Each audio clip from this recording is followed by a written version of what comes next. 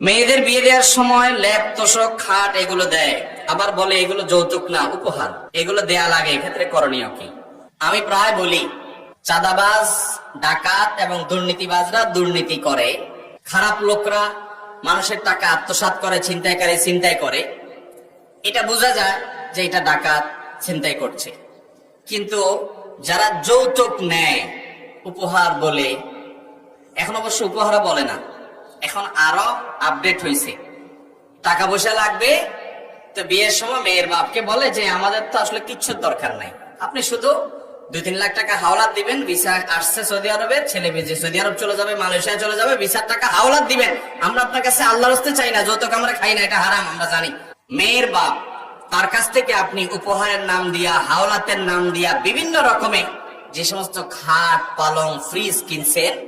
এবং তার কাছ থেকে এগুলো আদায় করছেন, মোটরসাইকেল আদায় করছেন, টেলিভিশন আদায় করছেন, এগুলো সম্পূর্ণ হারাম এবং নাজায়েজ।